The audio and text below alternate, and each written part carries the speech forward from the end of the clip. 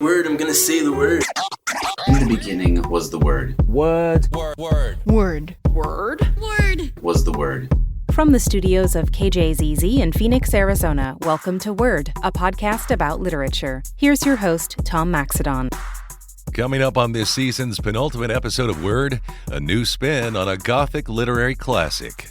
In the original novel by Mary Shelley, the Frankenstein monster has no name. So I decided that within my novel, the reader would never know the name of the main character, known only as the man. Plus, we have some adult fiction summer reading suggestions. With me, summer reading is always kind of a chance to kind of escape the daily life. Maybe I want to go somewhere in the setting that I've never been. But first, Donald J. Robertson has a new book of biographical history titled Marcus Aurelius, the Stoic Emperor. And before you freak out that this might seem like a really heady topic to open a show, Robertson describes the modern relevance of the ancient philosophy of Stoicism in layman's terms, and also its practical applications for cognitive behavioral therapy. I originally studied philosophy at university, and then at master's level, I chose to do philosophy and psychotherapy at an integrative centre that existed at Sheffield University in England at the time. And I spent the rest of my career studying the relationship between philosophy and psychotherapy. I pursued a clinical rather than an academic career, and I became a cognitive behavioural psychotherapist and ended up writing books about Stoicism. But I kind of like to say I was into Stoicism before it became cool. You know, when I first got into it, no one seemed particularly interested in the Stoics. Now it's all the rage. Yeah, that's interesting to me. I guess I take it for granted because I was a master's student in literature, also composition, literary theory, what have you. And Marcus Aurelius' Meditations was prime on the reading list. But for those who don't know him, he was a Roman emperor. His reign was 161 to 180 AD. And let's start with a basic definition of Stoicism, because I can remember essentially being taught if you had to boil it down, it was sort of minimizing your emotions. I would say that's a sort of mischaracterization of it that's become popular today. So sometimes we talk about a distinction between lowercase Stoicism and capital S Stoicism. So when people talk about Stoicism with a lowercase s today, they kind of mean suppressing or concealing unpleasant or embarrassing emotions. So it's kind of a crude emotional coping strategy. But Stoicism, the Greek philosophy, has a much more nuanced and sophisticated understanding of philosophy, which it kind of inherited from earlier philosophers such as Socrates. But the Stoics really focus on the therapeutic aspect of Greek philosophy, and in particular the idea that our emotions are cognitive in nature, by which I mean that our emotions are shaped by our underlying beliefs, our thinking, to a far greater extent than people normally assume. And they were onto something there, because that idea inspired modern cognitive behavioral psychotherapy, which is what I trained in and what I practiced for many years. So the Stoics want to understand first of all, for us to understand our emotions from a more sophisticated and more nuanced perspective, in a way that I think is very enlightening and accurate. And that's an important distinction, because lowercase Stoicism, which is just about kind of minimizing or reducing or suppressing emotions, we know there's a body of research that converges on the conclusion that that's quite unhealthy in the long run. It doesn't really benefit people. But capital S Stoicism inspires cognitive psychotherapy, which we know is very healthy. So we wouldn't want to confuse two different styles of coping, one which is quite unhealthy with another which is believed to be healthy. So would you say then uppercase Stoicism, if we would call it that, is more about understanding that we, of course, all have emotions.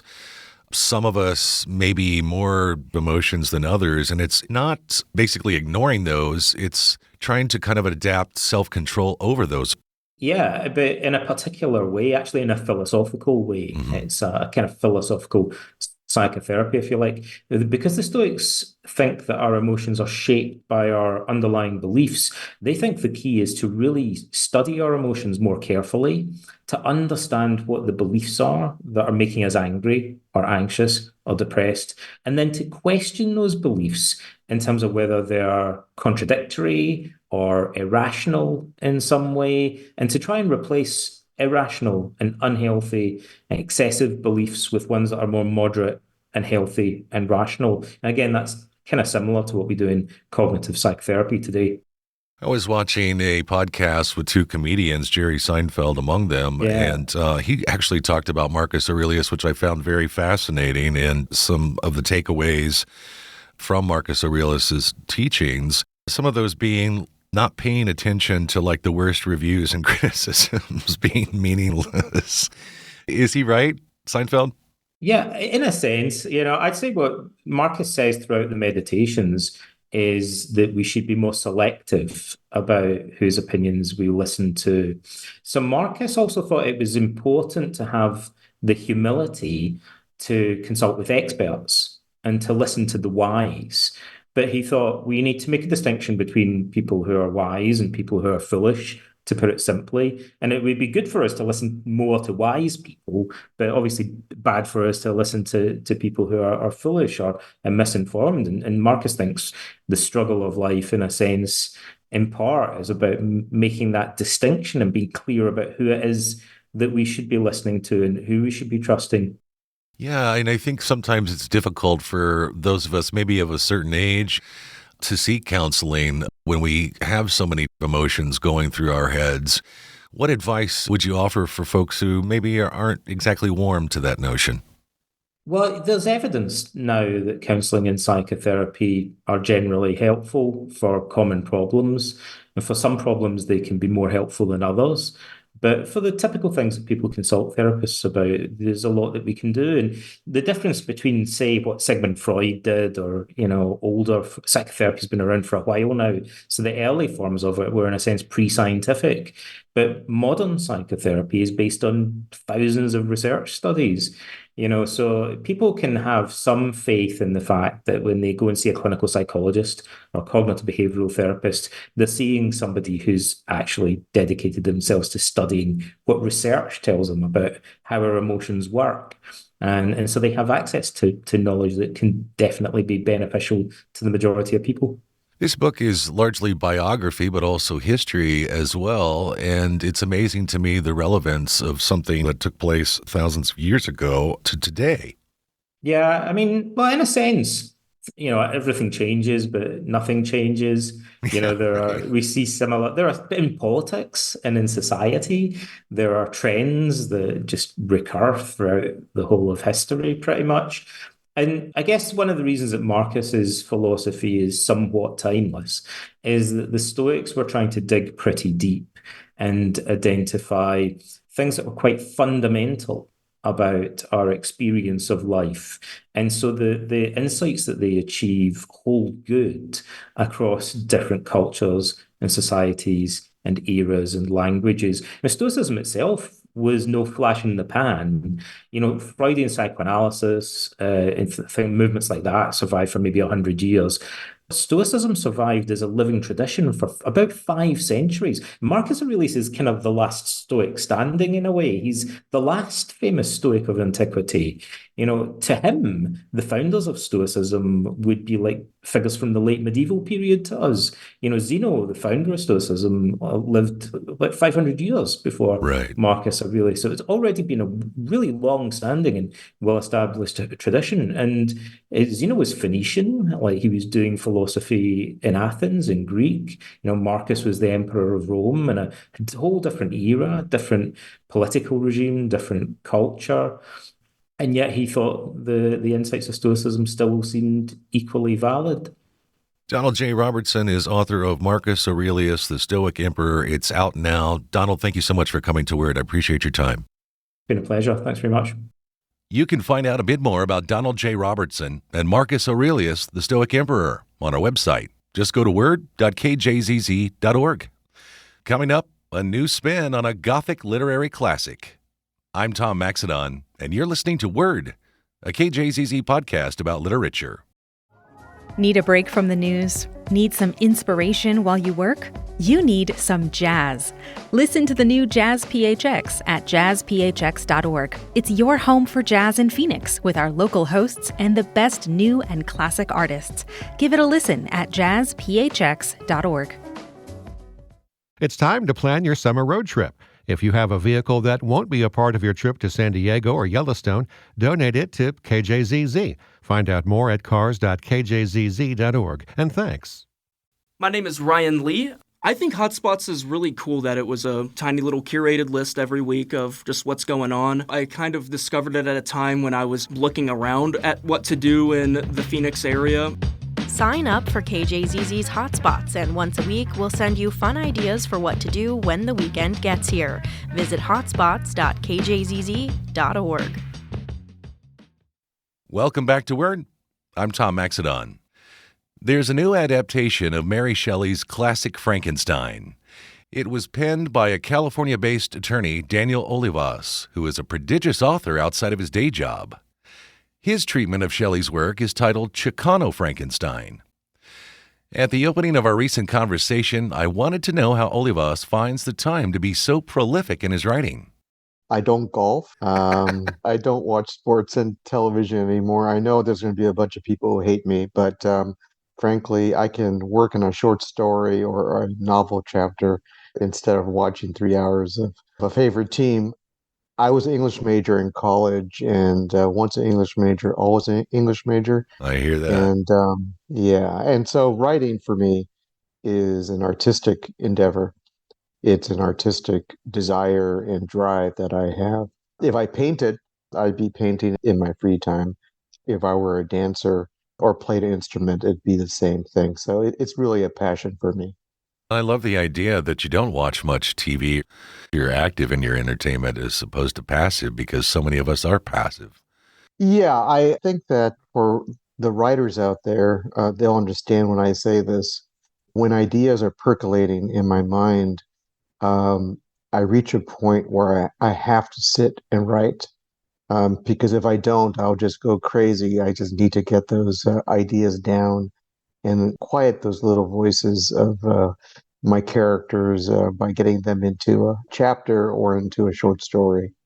Well, briefly, with respect to your writing process, and specifically in fiction writing, are you a person who might come up with a plot first, or maybe the character sketches, or maybe just raw bits of dialogue and figure out, okay, I kind of, have this dialogue in my head. Now I want to move into who's saying this. How do you construct things?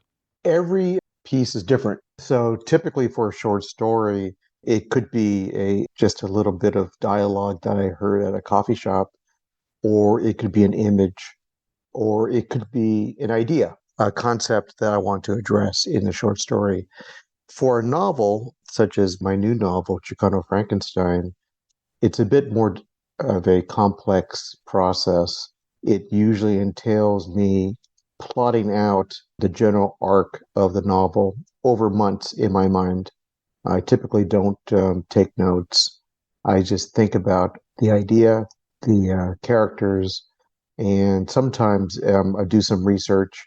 In the case of my new novel, I rewatched the classic Frankenstein movie of my youth, the 1931 Universal Pictures classic film with Boris Karloff as the monster.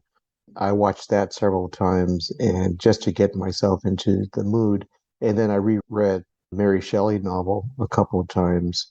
I had read it when I was in high school, so I needed to get back into that novel, which is very different from the movie, of course. Right, exactly. Your book, Chicano Frankenstein, centers on an unnamed paralegal brought back to life through a controversial process and maneuvers through a near-future world that both needs and resents him.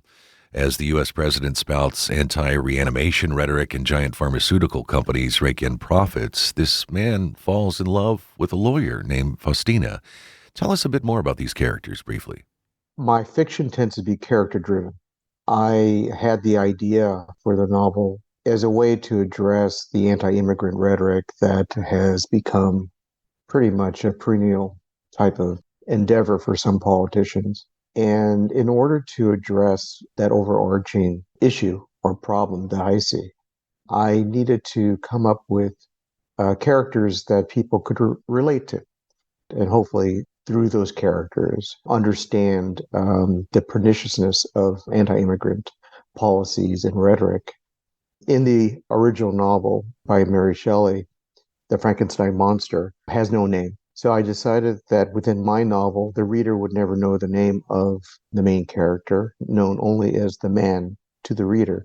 Of course, within his world, where he operates as a paralegal, brought back to life through this controversial process, people who interact with him know what his name is. And then I wanted him to essentially start to grow as a person within my novel. The conceit is that when you are reanimated, your memory and history is wiped, and you essentially begin fresh and new, except you still have your general education and your skills. And you go back into the workforce. What I wanted him to do, this man, was to fall in love with someone who would reawaken within him a desire to enjoy a culture, to enjoy family with roots in Mexico. And that is in the person of Faustina Godinez, who is a high-powered lawyer that he happens to fall in love with. The book combines elements of sci-fi, horror, political satire, of course, romance, as you just alluded to, into this modern world that I think also, as you alluded to, feels increasingly racist, bigoted, and certainly polarized by many. And it confronts the question of what it truly means to be human. Does the main character find that out? And I don't want you to spoil too much of it, but it's part of a journey, right? It's part of a journey. And one of the things about racist and bigoted rhetoric is that that kind of rhetoric is designed to dehumanize, to paint whole groups of people as dangerous swarms of invaders. And so within my novel, I try to focus on an individual in order to show that this person is just like anyone else. He's learning about himself. He's learning about what it means to be part of a community. And he is falling in love. And so by doing that, I hope that as the reader follows his journey, people will connect with my main character and sympathize with him and maybe even see themselves in that person. Daniel Olivas is author of Chicano Frankenstein, his latest. I want to thank you so much for joining us on Word, Daniel. Tom, it's an absolute pleasure, and thank you for all that you do for literature. You can find out a bit more about Daniel Olivas and Chicano Frankenstein on our website, word.kjzz.org. Coming up, we have some adult fiction summer reading suggestions for you. I'm Tom Maxedon, and you're listening to Word, a KJZZ podcast about literature. Heart of the Arts is your connection to the exciting classical arts scene. I'm K-Box Greg Kostraba, and I interview some of today's top classical musicians, both here in the Valley and beyond. Subscribe to the podcast or listen on demand at heartofthearts.kbach.org to access these interviews. That's heartofthearts.kbach.org. Hey, I'm A. Martinez from Morning Edition. And I'm Phil Latzman from Morning Edition on KJZZ. We start our days early, really early, so you have the news you need to start your day. Later, we take over. I'm Juana Summers from All Things Considered. And I'm Tiara Vian from All Things Considered on 91.5. Ease into your evening with us with updates on the biggest stories of the day. And the latest in music, arts, and science. Listen to KJZZ 91.5 every weekday. Welcome back to Word. I'm Tom Maxedon. The official start of summer is near, and as we've done in the past, we pulled a librarian into our studio for a quick chat about a couple of reading recommendations. Christopher Orff works for the Rio Salado College Library in Tempe. As the son of a school teacher, his love of reading was instilled in him at a young age. He kicked off our recent discussion briefly describing his role at the library. Here at Rio Salado College Library, we have a great collection development team that puts together the orders. We have a nonfiction side and then a fiction side. I primarily work with the fiction side, so we keep up on all the reviews, all the pre-publication information to try to make sure our library is as well-rounded as possible, a little something for everybody who comes in, whether it be students or employees of the college. And it's not just physical books, right? People can check out things electronically. They sure can. We have an e-book library where you can check out titles. Well, Chris, we wanted to talk to you specifically about a couple of recommendations for adults in the fiction category, in case somebody's just looking for a recommendation for a summer read. With me, summer reading is always kind of a chance to kind of escape the daily life. Maybe I want to go somewhere in the setting that I've never been and kind of get lost in the book from there. So the first book I wanted to talk about, it's been on my to-be-read pile for a few months, and it's called The Peacock and the Sparrow. It's by I.S. Barrie, and it actually just won the Edgar Award for Best First Novel of 2023, but it's newly released in paperback. The author spent 6 years as an operations officer for the CIA and was stationed in Bahrain during the Arab Spring anti-government uprisings in the early 2010s, which led to leaders in several countries being deposed, the most recognizable of which was Muammar Gaddafi in Libya. The Peacock and the Sparrow is set in Bahrain during the Arab Spring, and it's centered around a veteran, jaded CIA agent named Shane Collins during his final posting before retirement. And Collins has recruited an informant for the opposition to the Bahraini government, who's implicated in a murder. And he's also trying to ferret out the identity of a mole in the U.S. government. It is a thriller. It's exciting, but it's more for fans, I'd say, of John le Carré rather than Ian Fleming's James Bond novels. The Bond novels feature like over-the-top action. This Peacock and the Sparrow is much like Le Carré in that they both explore the moral complexities of being a spy and the devastation that betrayal causes governments and the people who work for them. What I found really interesting is that I didn't know anything about Bahrain, really, before I read this book. It's an island in the Gulf off Saudi Arabia, and apparently there's a big party scene, beaches. It's very hot, so if you're reading this in Phoenix during the summer, it definitely fits in. Yeah. But it was a fantastic book. I couldn't believe it was her first novel. That sounds really interesting. I am personally a fan of spy thrillers, and I don't know, for some reason, when you said the title of the book, it made me think of that old movie, The Falcon and the Snowman, right? Yeah, that sounds fascinating. What else have you got for us? Well, I've got a book. It's called Table for Two by Amor Towles. Towles is the writer of one of my favorite novels, The Gentleman of Moscow. It's now a streaming series on Hulu starring Ewan McGregor. He's also the author of two other novels, The Rules of Civility, set in the New York area in the Jazz Age, and The Lincoln Highway, set in 1950s America. He's a historical fiction writer primarily, but the 6 short stories in Table for Two are set in New York City during the early 2000s, so it's a more recent time period than his other work. But all the hallmarks of his writing, the well-drawn characters, the humor, the pathos, and the beautiful descriptive writing are well represented here in the short stories. But the crown jewel of the book is a novella called Eve in Hollywood, and it's a sequel of sorts to Towles' novel The Rules of Civility, which I would recommend readers read first to familiarize themselves with the character of Evelyn Ross.